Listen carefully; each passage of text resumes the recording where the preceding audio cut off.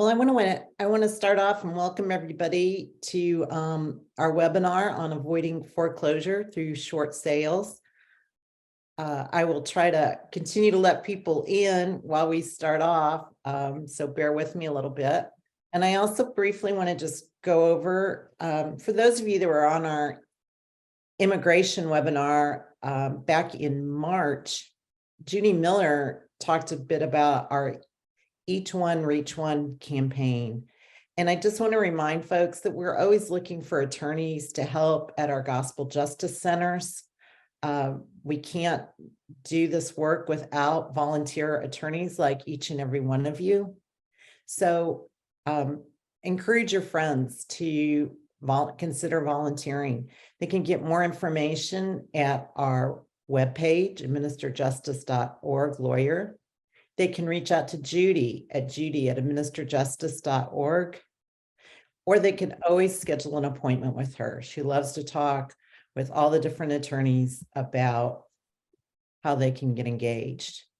And so with that, I am going to turn it over to Heather. I'm so thankful that Heather agreed to do this today. Heather has more than 15 years of experience in short sales. She was raised in Michigan and now resides in Elgin with her husband and her two sons. And she has a real passion for helping families move through these difficult situations and move forward. And with that, I'm going to switch over to Heather and allow her to start sharing her screen. All right. Hello, everyone. I'm really excited. I like Crystal said, I really have a passion for just spreading awareness across the United States regarding these distress sales. And I'm going to tell you why I'm using distress sales more often than saying the word short sales. And then I'll tell you a little bit more about myself. So I would love to know who you are and where you're located. It's just kind of fun. I connect with different attorneys and agents across the United States. So if you could just post like where you're at, I would love that. And we're just going to go ahead and get started. So I love to answer questions. I would say no question is silly or stupid. So I would say just post them in the chat. If you're anything like me, you don't want to forget about it. And so just post it in the chat and I will either pause or I will answer them at the end. Oh, Illinois. Okay. So Cecilia, where in Illinois? So I'm in Elgin. I'm literally about 2 miles away from the headquarters. Oh, hi, Judy. Of AJ. So I probably could walk there. I won't, but I could probably walk there. So kind of cool. All right. So this presentation is called Understanding Distress Sales. I use the word distress sales because there are thousands and thousands of families across the country that are struggling. Everyone thinks that just because of the way the real estate market is, that they're not struggling. That is false. I know this because I'm sort of a nerd when it comes to the data. My team tracks it every single week. And so the numbers are going up. And so I say distress sales because a lot of families are coming to us right now and they may have some equity in their home, but it's still a distress situation because they may have other liens or we have to get a payoff and it's still very, public defender. Cool. Hi, Christina. Lots of Illinois people. So it's still a tricky situation. So I would say about half of our clients right now are in a short sale situation. The other half are in like a distress where they can sell and make some equity. And so I just want to spread awareness about all types of situations and how we can help inside of Administer Justice. I've been doing these presentations for them. Bruce has been on my radio show before. So I really have a heart for Administer Justice and what all of you guys are doing. So the purpose for today's class is really ultimately to talk about the family situation. It is a daunting situation. They don't know where to turn. They don't know where to get advice. Obviously, the goal is always to keep the family or the homeowner inside of the home. Unfortunately, that doesn't always happen. I feel like a lot of families, they kind of put it underneath the rug and just ignore it, especially now because of all the moratoriums and everything that were in place. And so they are waiting the extreme last minute. The longer these families wait to ask for help, to seek help, to get help, the worse it is going to be. If they come to us earlier on in the process, it's going to be, okay, let's have game plan A. If that doesn't work, then we can move to game plan B. So the whole purpose, oh yeah, Scottsdale. Do not go to Scottsdale in the middle of July. My husband and I did that. It was so hot. All right. So the purpose for today's class is to learn more about the distress sale process and ensure families and homeowners across the country that they can get the proper help. We don't really want families to turn to the internet. We don't want them to go to, if they want to sell, go to real estate agents who really have no proper training on this type of transaction. So really, we are trying to spread awareness inside of my company and AJ and all these other organizations that, hey, we're a safe place to come to us, talk about your situation, let us hold your hand, let us come up with a game plan. So that way you can make the best informed decision for you and your family moving forward. And then of course, provide helpful information. That way, when you're speaking to these families during this difficult time, there's certain questions you can ask, and we're going to go over all of that. So hopefully you enjoyed today's class. Let's talk a little bit more about me so you know a little bit who I am. My name is Heather J. Keller, Heather Joe Keller. I put my middle initial in there because I will tell you in a minute about my most complicated short sale transaction. But I've been doing these short sales or distress situations since 2007. Still to this day, I wake up every single day and I'm like, I absolutely love what I do. There are some cases where I want to pull out my hair or I feel like my hair is turning gray way before it should. But normally these families are so thankful for the help. But we've helped now close to 1,000 families in the Chicagoland area. And so I did branch out in 2019 and I started essentially a short sale business nationwide that really helps educate real estate agents on the proper way to handle these situations. And so that number, our mission, which I think I talk about, our mission is to get to 100,000 families. But I am well known for handling some of the most complicated short sale transactions. And so during my presentations and my teachings and all that, I do like to bring in different case studies because you will see a ton of different situations when you're dealing with distressed sales. So my first one is my murder case. And so I had an attorney that referred me a deal back in 2016. And so anyone that's in Illinois or my area, you're probably going to remember this case. So this attorney referred me the deal and they said, hey, Heather, it's complicated. I was like, no problem. My middle name is not Heather Joe Keller. It's Heather Complicated Keller because I'm so used to dealing with these situations. So she said the wife is around, the husband is not. She has power of attorney. Chicago titles approved it, yada, yada. I was like, no problem. So it took me 6 months to get this short sale approved. There was 2 mortgages. I went to the house by myself. Everyone else was escorted with police. Anyways, fast forward about 30 days prior to closing, the buyer's attorney called me and he said, hey, Heather, who's signing for your seller? And I was like, well, what do you mean the wife has power of attorney? I have no idea where the husband is at. And he said, you do know that the husband is on the run for murder. And I was like, nope, I had no clue. Me personally, I do not watch the news. It's just too negative for me. And so they just assumed that I knew because it was all over the news when I took on this deal. The attorney never apologized, never said anything to me. The crazy thing is I did get that short sale closed. He is still on the run for murder. So if any of you in Chicagoland remember, there was a real estate attorney that was strangled in Northbrook. Anyone remember that in Illinois? So that was the deal. I took on that deal, had no clue. He's still on the run for murder and he's on the America's 15 most wanted list. So there you go. I tell that story all the time. Everyone just cannot believe it. And I'm like, you know what? It's true. It's crazy. So yeah, that is one of my crazy case studies. But ultimately, I really do have a true passion for helping homeowners moving on to the next chapter of their lives and truly making a difference. It's people like us inside of AJ, as well as, my team. They need someone like us because they don't know where to turn to. Like Crystal said, I grew up in Michigan. I'm about 2 hours away from where I grew up. I reside in the western suburbs, like I said, about 2 miles from the AJ headquarters, married with 2 boys. And my hobbies, well, yes, those are my hobbies, but we're currently building a home. So that does take up a lot of my time. So there's me. If you have any additional questions at the end of the presentation, I'm going to give you my email, my phone number, and then I'm also going to give you a copy of my book. So short sale versus foreclosure. there's a lot of confusion. And now some people are here in Illinois, some are in Tennessee. So the foreclosure process is different depending on, if you're judicial or non-judicial. And so while being in this financially distressed situation is hardly ideal, experts, they do argue that you should sell it as a short sale or equity sale is what I'm calling it if you have that equity, versus taking it to drastic measures like a foreclosure. So foreclosure,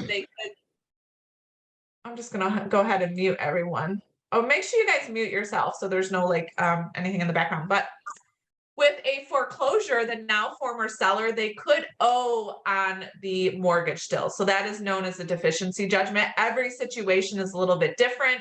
I've had clients come to me where they had a bad experience with an agent who couldn't get their short sale done on one property. They had multiple and they came back and they said, hey, I now have a lien for that house on this house. How can you help me? So like I said, every situation is different, but a short sale, the deficiency should be waived if the agent or whoever's negotiating it is doing it properly. That would be mostly for a primary residence. So seller ends up short on paying back the lender.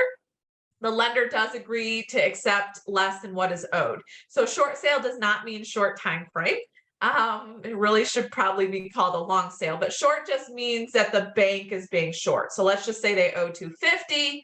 They end up selling it for $200. Okay, so what happens to that difference? So I get that question a lot. So if they've done a bankruptcy, Chapter 7, then they're not going to get that 1099. But not everyone always qualifies for a bankruptcy. It may not be a good option for them. Again, every situation is different. But that 1099, more than likely they would get that difference, more than likely they would get a 1099. Still going to be better than going to full-blown foreclosure. But I always stress, hey, speak to a tax accountant so that way you can understand. But the deficiency is waived, so they're not going to be sued in a short sale situation. Foreclosure, I'm not seeing a ton of foreclosures right now. That means it becomes an REO, which is real estate owned. The bank has officially taken the property back. Sometimes a third party will purchase it at the auction. I'm not as familiar with that process because I like to help the homeowners during the pre-foreclosure process. I don't help the banks at the end, which is like the REO. So when the sellers fall too far behind, the bank does set that auction date. Some areas they call it a sheriff's sale. So that would be, so some states have NOD, notice of default. Illinois, it's lis pendens, so it means suit pending. So it really just depends, what state you're in. There's pros and cons to both. Here in Illinois, I just closed a deal last week where they haven't made a payment in 10 years. And very crazy situation. But unfortunately, in the states that you go through the court process, there's some ways around that. But okay, so let's talk about the three different scenarios in this distress situation. So when you're in these AJ centers and you're, talking to these families, they may not disclose this information to you, but there's ways that you can just talk to them to, we want to make sure they're getting the proper help. And so when we're going through these three different scenarios, which these were not around when I first started short sales, it was 100%. We knew it was a short sale situation, but the way the market is right now, that is not always the case. And so my biggest advice, no matter where you're at, is to always order that payoff up front. The reason, and the sellers can do that, the homeowners can do that to really determine all of the foreclosure fees. And I say that because someone will look at their mortgage statement and it will say, oh, this is the amount owed. And so they have a principal balance of say 150, but then they forget to take into consideration all of those back payments. Well, they haven't made a payment in 3 years. Well, that has to go somewhere. Plus there's foreclosure fees, late fees, and all of that. So once you do get that payoff, then you can determine, okay, the payoff says 150, the house is worth 200, then that would be like a traditional sale or an equity sale is what my team is calling it right now. So you want to determine, is it a short sale? That would be for sure the payoff comes back and the seller definitely owes more than what it's worth. In some cases, like I said, about 50% of the time, we also have to take into consideration the deferred maintenance and stuff.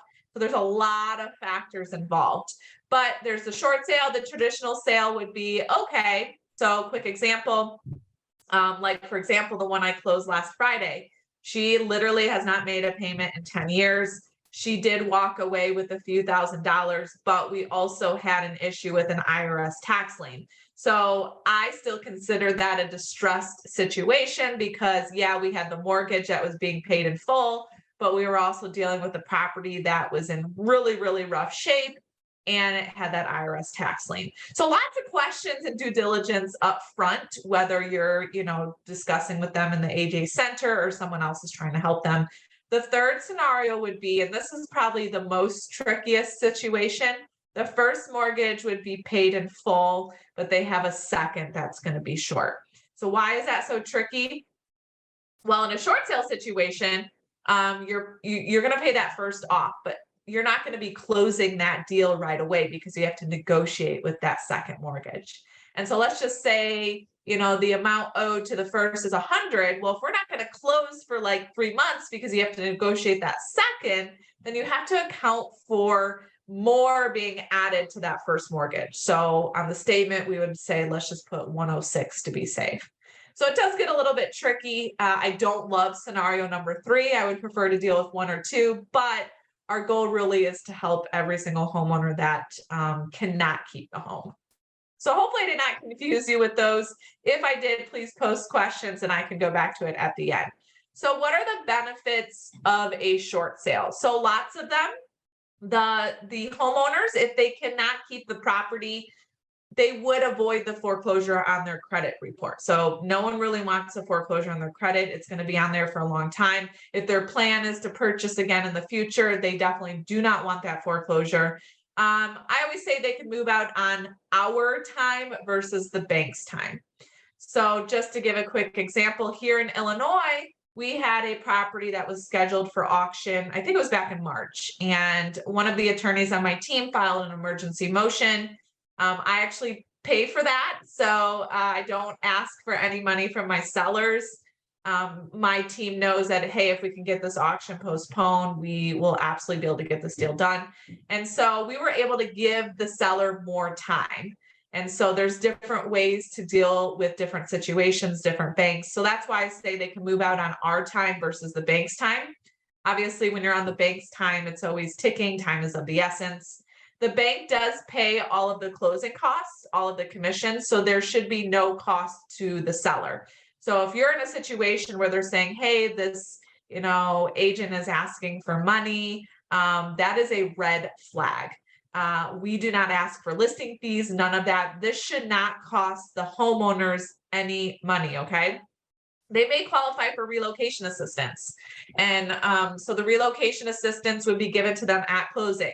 I just got word yesterday that Fannie Mae and Freddie Mac has changed their relocation from $3,000 to $7,500. And so that is really good. Back in the day, they had this program going on. It was called the HAFA. Anyone remember HAFA? If the end investor was participating, the sellers would get $10,000 for just doing the short sale. I truly believe they're trying to get these off of their books sooner. So that way we don't have a mess because there are so many families behind. So anyways, the relocation has changed. It definitely varies throughout the United States. VA is a little bit different. FHA is a little bit different. But one of the benefits is, okay, let's do the short sale. And you could get this relocation assistance. They'll get more time in the property. We spoke about this already. They're going to waive the deficiency judgment. That would be stated directly in the approval letter.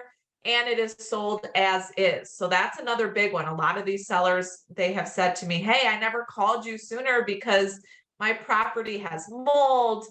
We have like so much stuff in it. There's all this deferred maintenance. They need a new roof. It is okay. We price it according to that, but it is as is. So the bank is not going to fix anything. There's no repair credits from the bank. The seller is not going to be responsible. And so we just adjust it accordingly. So those would be the benefits of a short sale. So let's talk a little bit about judicial versus non-judicial. So no matter how your state processes a foreclosure, the short sale is still done the same way. And I know that because inside of my distress community, I do have agents across the United States that are doing these distress sales for homeowners, and it is done the same way. But here in Illinois, we have the judicial foreclosure. So it is carried out through the courts. It is a very lengthy process. The lender files lawsuit to foreclose. The borrower is given notice. It is so lengthy. Anyways, if you go to the recorder of deeds and you see Liz pendens, that means suit pending. That means that person has been officially served papers. And it's, they notify the local county of the pending foreclosure.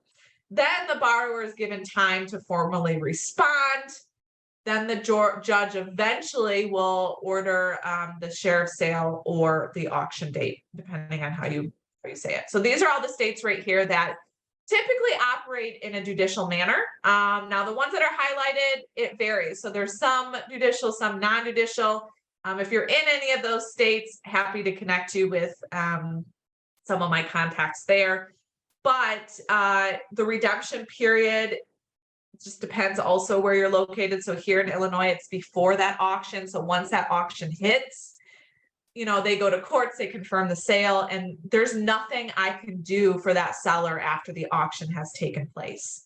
So that's really, really important to understand. In a non-judicial,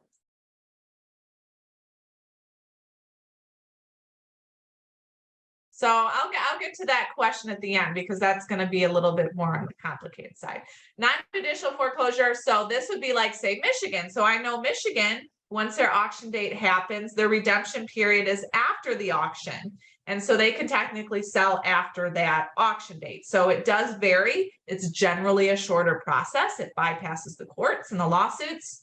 The foreclosing lender revokes the power of a sale clause. They have a notice of default with the county versus the Liz pendens. Okay. And then this is all the non-judicial states. So pros and cons to both. Judicial foreclosure, I see a ton more in pre-foreclosure. The non-judicial, I see a ton more in auction because it's not as long of a process. So things have changed. I was not in the business, Tom, in 2005. So I'm not exactly sure what you're referring to. I started in 2007.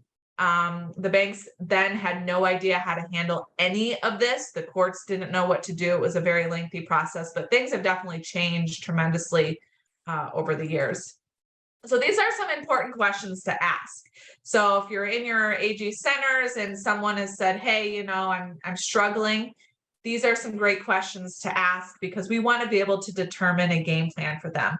So that way, hey, here's an option, here's an option. They come to us earlier on in the process, it's going to be a lot better. So always get their information. I'm sure AJ already does that, but just good. Then you can keep in touch with them. One of the questions is, are you behind on your mortgage payments? So there's a lot of people that may not be behind right now, but they're struggling. So maybe they made May payment, but they're not able to make June.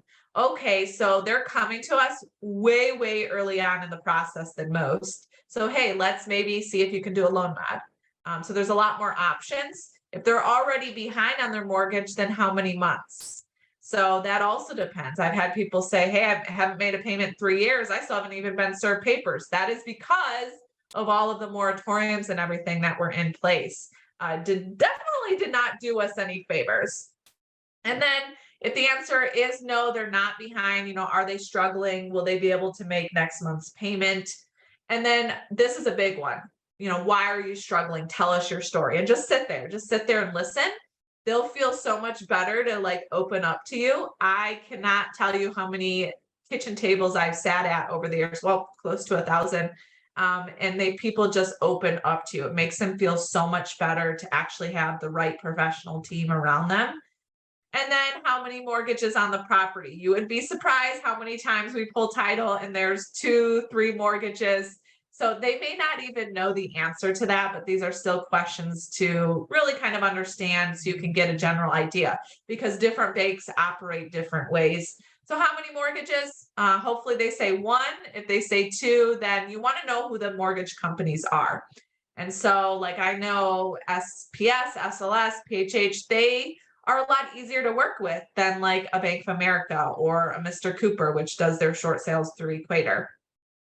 So that's always good to understand because then we can bring in past experiences. Okay, well, this company is a little bit easier to do a loan mod with. Many do not know who backs their loan, but if they know that they have an FHA mortgage, it is a requirement, just so you know, and maybe you're aware, FHA does require all homeowners, regardless if they want to keep the property or not, to go through a waterfall process. That waterfall process just means that they are required to have a loan modification first.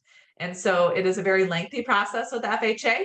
Once the loan mod goes through, and I do have, I think, a chart in here for that. Then they can decide, okay, do they want to keep it? Do they not? What is the approximate amount owed? And so, yes, give an approximate, still good, regardless of what they're trying to do. If they do want to just sell, then please order or have someone order that payoff. You really want to make sure you're giving them the right advice. Hey, yeah, you can sell and make some money, or no, because okay, there's this other lien or whatever the case may be. And then have they filed a bankruptcy? So that definitely makes a difference if it's a 13 or a 7. So ask that. I am not a bankruptcy attorney. I do work with many of them in the Chicagoland area. I just know how it goes hand in hand when it comes to selling the property. So very tricky right now. My attorneys say that there's a lot of Chapter 13s going on because people are trying to keep the property. They have equity, not as many 7s going on. But okay, if they did a 7, when was it? Was it discharged? Always good to communicate with their bankruptcy attorney. If it's a 13, was it dismissed? Are they still making those payments? Because if they're in that bankruptcy, you are not going to be able to allow to speak to them. And so you're going to have to get an attorney consent letter from their bankruptcy attorney. And then ultimately, what is your goal? So if they really want to keep the property and they're coming to you early on, let's try all of these different avenues before they have to sell. My experiences is that people do not come to you early on in the process. They wait and they wait because it's such a daunting situation. And then they wait too long and there's really not much that they can do. And so, but we still want to know what their goal is. If we can try to keep them in the property, that obviously is ideal. So who would be a good candidate for a short sale? So someone has to be behind on their mortgage payments or soon to be behind. So like if someone made May, but they can't make June, you can still start the process. But again, make sure you know it's 100% a short sale. Order the payoff. Even if you get a verbal payoff from the bank, it's still better to get it in writing because they have to go to the foreclosure attorneys to get all of their fees before they actually issue that payoff. But in order to do a short sale, they have to be behind on their mortgage payments. You will not be able to do a short sale unless they're behind. They must demonstrate a financial hardship. So, divorce, job loss, on the run for murder, I guess. So there's a ton of different financial hardships. 1, 2, or 3 mortgages is fine. So is IRS tax lien. So a lot of people come to us. I closed one last year about this time, and they had 8 IRS tax liens on the title and 7 state of Illinois tax liens. And we were able to negotiate all of those off. They released them for nothing. It didn't release it from the person. It just released it from the title. So the IRS tax liens, the state liens, they do not, they don't make me nervous. They don't make my team nervous, but you cannot start releasing those until after the bank has officially approved that short sale. And so there's another packet, there's a process with it. But the IRS, the state liens, they will release from the property again, but just not the person. So delinquent on property taxes, we get that a lot. So another question you could ask is, are your property taxes escrowed? If they're not escrowed, a lot of times the banks do come in and pay those. If they're not, check the tax site. You can see all of that information. If they have gone through foreclosure defense and there's absolutely nothing else that they can do, then a short sale or, in some cases, the equity sale would be like the next best option. If they filed a Chapter 7 and they don't want to keep the property, but they may want some more time to just kind of figure out what their next journey is in life, then they can do a short sale. Now, it's very tricky in a Chapter 7 situation. So typically here where I'm located, we have to wait till after that 341 meeting, and then we can go in and list the property. Filed a Chapter 13, but they decided, okay, the payments are too high And so the case is getting ready to be dismissed or just dismissed. That would also be a good candidate. And you do want to make sure they're 100% cooperative. I've dealt with many situations in the past where they just were not. We cannot help someone unless they really want to help themselves as well. All right, so road to recovery. I really stress to everyone who's trying to help these people in these situations to come up with a game plan. I use that word all the time because we want to help these homeowners make the best informed decision. And so why a game plan, how to go about determining that game plan, and then executing that game plan. Let's talk about that. Okay, so why a game plan? The main goal always, again, is for the family to keep the home. Unfortunately, many times the family is not able to do that for various different reasons.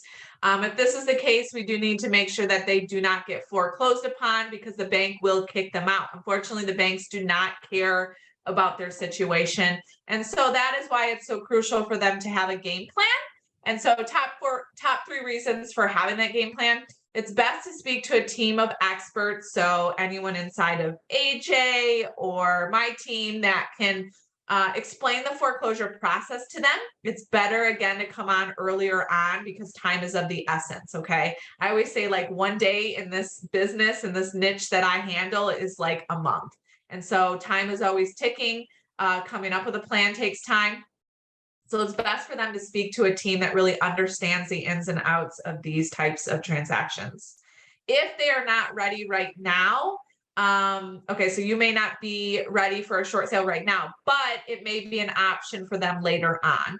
And so give them other options. They may be able to do a loan modification. Are they able to bring the mortgage current? I would say that has only happened once or twice in my 16 years of doing this. Most people that fall behind will not be able to bring that current. They may be able to do a loan mod.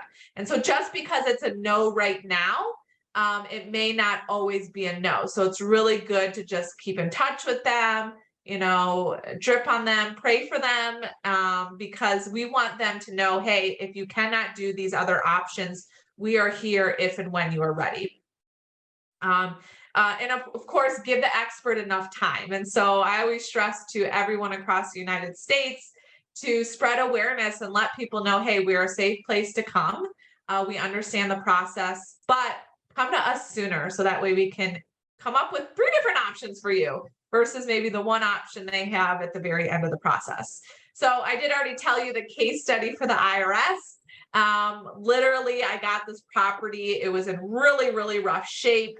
The bank was SPS. They are one of the easiest servicers to deal with in a short sale situation. I absolutely love them.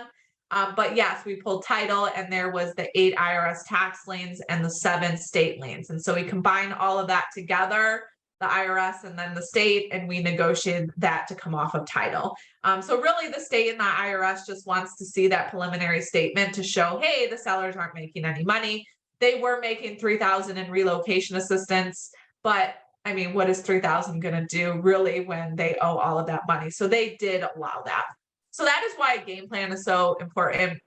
And I think a lot of people inside of this niche, all they want to do is just like, hey, let's list your house. Let's list your house. Well, maybe they can keep it. Maybe they can do a loan mod. With FHA, the loan mod is required, period. And so they may go through that and realize that they can keep the property. How to go about determining that game plan. So it is our duty as professionals and volunteers to get to really know these families, understand their situations. I pray for every single one of my clients. Whether they pray or not, I listen to their story. The more we know, the better that we can help them come up with a plan. It's important for them to surround themselves with the right people who care. Everyone inside of Administer Justice, we're volunteers. We understand. We want to help these families. And so what is their goal? That is the big thing. When you're going to determine a game plan, what is their goal? And so if they do want to keep the property and they are not at the end of the foreclosure process. So if they're at the end of the foreclosure process, it's going to be very, very difficult for them to do that. But let's just say they want to keep the property. Okay, have them explore a loan modification. That is something that they can do directly with their bank. So I definitely wouldn't suggest them going to pay a company to do that. There are a lot of companies out there that will take their money and not do anything. I know that because I've had a lot of clients come to me and say, hey, I tried a loan mod. I paid $7,000 to this company and they did nothing for me. And so unfortunately they were stuck and their only option was to come to me and do a short sale. So there's a lot of shady modification companies out there. They can do the modification themselves through the bank. Okay. Maybe they want to try a chapter 13. With the chapter 13, they can make those payments and get through the 5-year plan. Sometimes it's a 3-year, and then, possibly continue to keep the property. Refinance is usually not an option. And so everyone always says, oh, maybe I can refinance. No. If you're already behind on your payments, no one is going to refinance you because you have those mortgage lates. So it's either bring a current loan modification or potential chapter 13. If their goal is to just say, okay, I want to just sell the property, then that's when we can come in and determine what type of sale it's going to be. And then we can move forward with that. If it is a traditional sale, they're going to have to move out of the property sooner. The short sale is going to drag out some time. But it's also important for them to understand that, or to have the right team, because inside of my team, we have a rental agent that also helps them. And so it's really good for them to do everything inside versus like going to all these different people who are telling them all these different things. It's just good to do it inside. So yeah, sell the property. It would either be a short sale or an equity sale. So another crazy story is I have a partner out in Colorado that I've never had this situation before. And I want to make you aware because it's definitely going on in the Chicagoland area, not the meth, but she got a call from some of our direct mail marketing, and the guy was actually homeless and they deemed his property a meth lab. And so they boarded it all up. And so we helped her navigate through the situation. Come to find out, he did have some equity in the house. However, when they pulled the title, there was this weird agreement on the title commitment. And so it's this company, and there's different names. They tend to change their names all the time. But they put an agreement on the title that said, if you ever go to sell your home, and they had some sort of agreement with the seller, that you would pay us a commission of like 3.5% off of this price because we believe it's worth this. So that was on the title of the property. It is scary because these homeowners are so desperate, they will just hear what they want to hear. Oh yeah, you can help me sell it. And then they sign something and this was recorded. And so it was on the title. And so they could not close without paying this company this commission. And so she went in and she negotiated, she did get it negotiated down, but it's just sad. And so unfortunately, in a shifting market, or any market for that matter, there's a lot of strange things that come out. People come out of the woodwork to take advantage of these homeowners. And so, yeah, there are these weird agreements going on, especially in Chicagoland, where they're saying, hey, you sign this 40-year listing, they record it, and if you sell the property, you have to pay a commission. So I don't know if any of you have heard of that. It's just sad, but it is happening right now. So just want to make you aware of that. So executing the game plan. In today's world, we have seen firsthand what financially challenging times can do to families and the turmoil and strain it puts on relationships. It really does. I don't know how many times someone has come to me and either their wife or their husband had no idea they were in foreclosure because they were the one paying all the bills, and then they had to go and tell them because they had to bring me in to sell. It's just crazy. And so there's no doubt that facing these times, it's frightening. And so we want to provide a safe place. The focus is on them and their family. It's not about just taking on another deal. It does make a difference if they have that around them. So if all options are exhausted and nothing else can be done, then it would be the short sale or the equity sale or the half and half sale, as I call it, where the first mortgage is paid in full and the second is short. It's very, very important that they come in and hire the right professional, because let's just say they want to go and hire someone because they're friends with them. Not the greatest business decision. If that friend does not understand the ins and outs, they could end up going to foreclosure. The other thing, and I don't think I have it on here, is no one can be related. So let's just say that Judy was facing foreclosure and I was related to her. I could not come in and list the property and negotiate the short sale for her. It is illegal. There's no parties that can be related at all. No buyers can't be related to buyer's agent, none of that. So some questions to ask. And so this is important. I don't expect everyone to use my team across the country for the help, but there's certain questions that these homeowners can ask to determine if they are an expert in the distress niche. So how many short sales have they closed in the past year? Can you show us the short sales you have closed? Do you have a team that helps? And so that means like, you know, like for example, my team, I have someone that goes and, you know, looks at the property, does an analysis, submits the paperwork, calls the banks. So it's just good to know, do they have a team that's involved? How many short sales do you have listed right now? And can you or someone on your team help us find a rental when the time comes? And so let's talk quickly about rentals. Rentals, people always say, how the heck am I going to be able to get into a rental? My credit is shot. In our 16 years of doing this, we've never not been able to find a rental for someone. I have a rental agent that trains my partners across the country on how to get into these rentals. It is tricky, but there's certain things that you can do. But ultimately, the goal is to get them off of title. This is only temporary, okay? And so maybe they go into a new rental in a year from now, but they do have to be out of the property before they close. We cannot close if they're still in the property. So this is where my team here locally handles. Again, I am nationwide. So if you're out of state and you have some questions, pretty sure I have a team there as well. I'm going to tell you another quick crazy story that happened here in Illinois. And I'm going to tell you this because, again, in a market like this where things are eventually going to shift, a lot of people come out of the woodwork and they take advantage of these homeowners. They tell them what they want to hear, not the reality. And so I had a homeowner call me. It was right before the pandemic, and they received one of my letters. They had an auction and they said, "Hey, Heather, I don't know why I'm getting this letter." And I said, "Well, let me do some due diligence." So I did some due diligence. The bank actually foreclosed in March of 2020. However, the bank reversed the foreclosure because the moratoriums hit and all that. The sellers were not aware of that. Someone came knocking on their door and they said, "Hey, we will allow you to stay in your house." Those were the exact words that this homeowner wanted to hear. "We will allow you to stay in your house if you pay us rent." And so they were paying rent to someone. In reality, they still own the property. So, and that person was just pocketing their money. And so we helped them get through that situation. We helped them eventually sell, and they got some relocation assistance. So unfortunately, we see a lot of those crazy situations going on. It's sad. All right, let's take a look of what FHA looks like. So I would love to go further into these with you.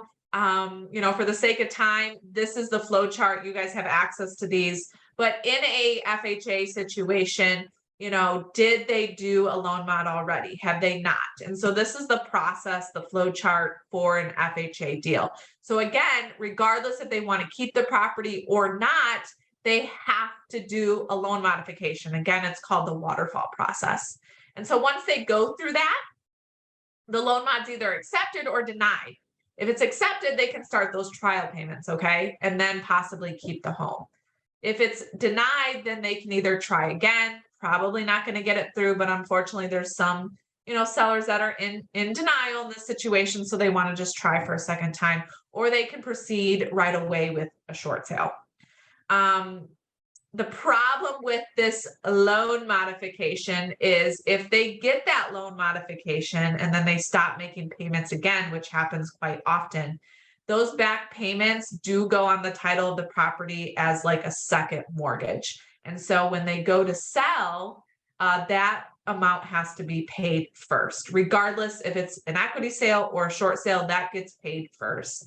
So it's very tricky. A lot of FHA sellers will come to us and say, "Hey, I have equity," but if they've done that loan mod, then that second is going to be on the title. So lots of due diligence up front. FHA is very, very complicated.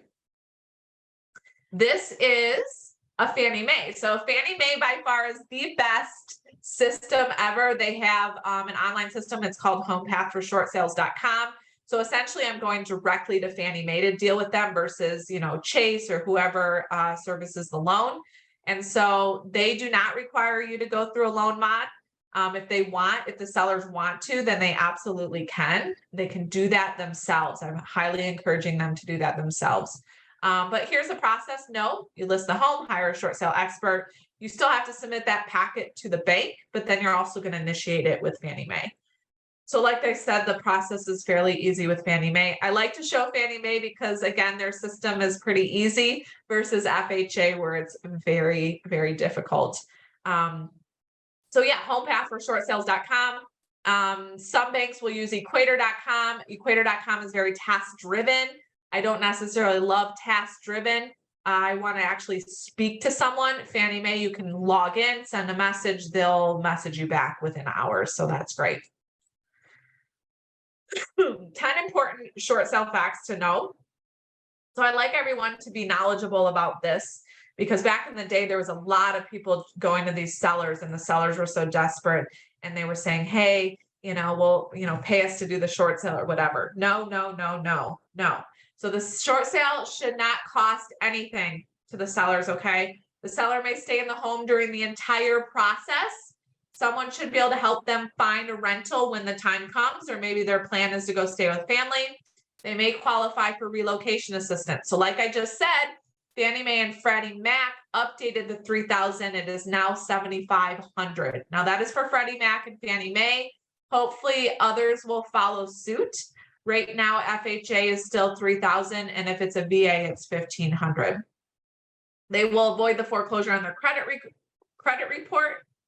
Family member cannot purchase the property. So I get a lot of people that call and say, hey, my sister wants to purchase it. My mom wants to purchase it. No, it must be an arm's length transaction. The bank will deny it. So you just can't do that. Seller must be out of the property prior to closing. So I always try to get them out at least 24 hours prior because they're going to have to do the final walkthrough. And there's always some sort of issue with that. They must be behind on payments. They also must demonstrate a financial hardship. Someone comes to you and says, hey, I decided to stop making my payments because my property taxes were too high. That's not a financial hardship. The property will be sold as is. And again, so if there's an equity sale, so let's just say it's not a short sale. All short sales are sold as is. Equity sale, even though there is equity, I would still highly suggest doing as is because the sellers, they don't have the money to fix anything. Most of the time, there's a lot of deferred maintenance. So they should still market it as is. And then short sale does not mean short time frame. So just so that all parties are aware, I would say the typical process is 3 to 6 months. Sometimes if it's FHA, it's going to be longer. Fannie Mae, once you get an offer from start to finish, it's about 6 weeks, depending. So again, short sale doesn't mean short time frame. Okay, let's move on. So our mission, again, if you are out of the state of, if you're in Illinois, I would love to chat further. If you're out of the state of Illinois, we want to help. So our goal is to help 100,000 families across the country avoid foreclosure, whether they are in an equity sale or a short sale. And so again, if you're in the situation, and you may not be right now, but let's just say a month from now, you're like, oh, I remember Heather's presentation. She understands, like, let me talk to them. Let me feel them out, how, understand their situation, get their story. Let's come up with a game plan with them. Happy to do that. Our main goal is to spread as much awareness to these homeowners that, hey, you do have people out there that care. Don't just go to anyone and don't search the internet. So yeah, that's our mission. And then, so here's all my information. I'm going to post it in the chat as well. I would like to take the last few minutes for any questions because I know I covered a lot. I could probably sit here and talk to you guys about this all day. I believe you did get copies of the slides. Crystal, do they have copies of the slides? We should have gotten copies of the slides, but if for some reason they don't have them, just drop me an email at crystal@administerjustice.org. And Heather, there's a couple of questions. I don't know if you want to read those. Yeah. Sure. So I am going to post, so I posted my email and my phone number. If there's any additional questions, happy to answer them. Maybe you came across a situation, you want to run it by me. I'm pretty sure I've seen it all. So just like ask away. But this is a copy of my book that I wrote. So it's just a booklet. It's called The Ultimate Guide to Selling Your Home as a Short Sale. You can download that. It's a web version. I like to utilize that because it is a general overview of how the short sale process works. So it really is a great resource. I've given them out to AJ locations here. And yeah, so it's just another resource for you. All right, let's answer some questions. Unrelated question, but one of my personal interests to me, and I can explain offline, but does your team of experts provide services to banks for vacant? And, oh, okay. So I love questions. That's okay. It's unrelated. So my personal preference is to help the homeowner.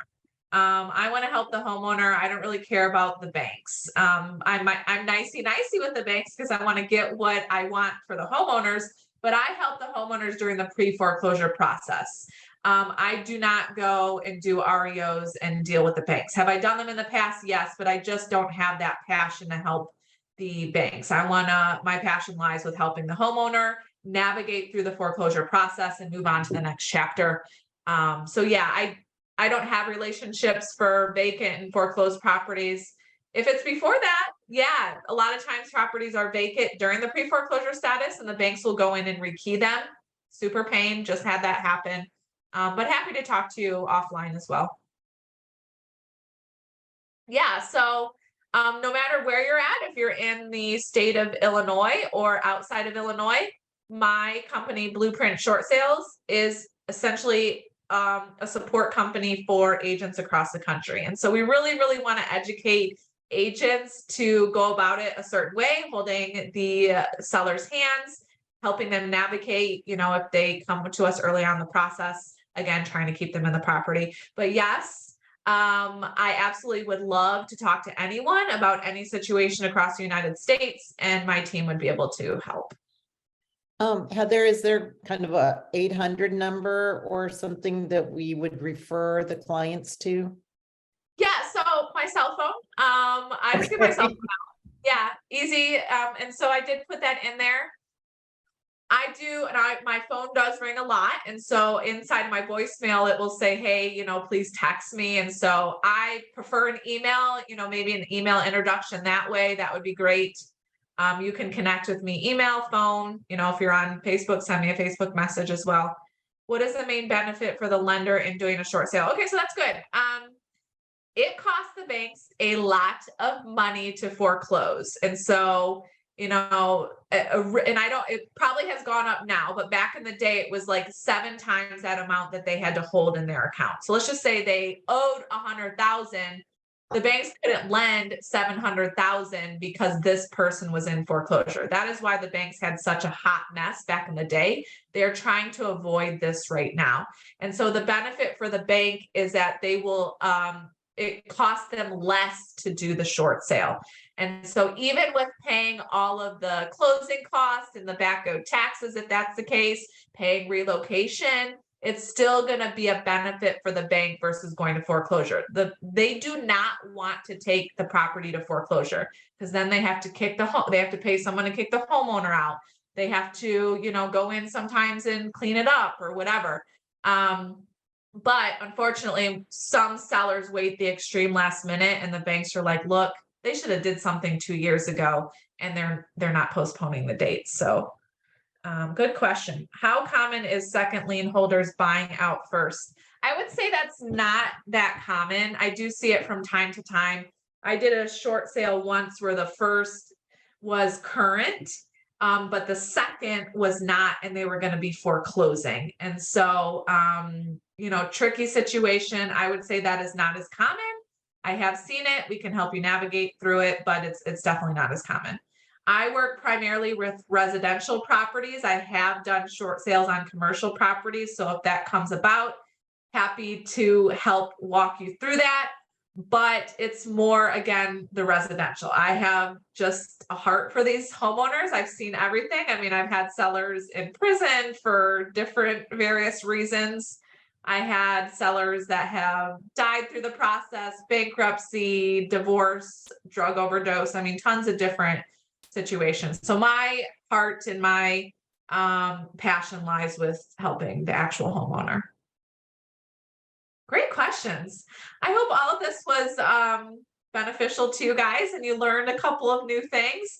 If you want to talk further, just email me. I'd be happy to do a one-on-one to chat more about short sales, equity sales. Yeah. Well, Heather, thank you so much for your time. And this was very personally timely for me. I was looking at the schedule at the Gospel Justice Center. I volunteer, and there's actually something very similar to this from one of the clients. So I may be calling you sooner than you realize. Yeah. So thank you very much. And to all the participants, just a reminder, if you didn't get the slides, just drop me an email. We have recorded the seminar. We will be putting it up on the AJ website. We will also put the slides up there. And if you want CLE credit, fill out that survey form so I can get that filed with your respective state commission. And with that, thank you, Heather. We can do a virtual applause for you. So thank you very much. Thank you, everyone. If you need anything, just feel free to reach out. And I hope all of you have a blessed weekend. Thanks. Thank you, everyone. Bye. Bye.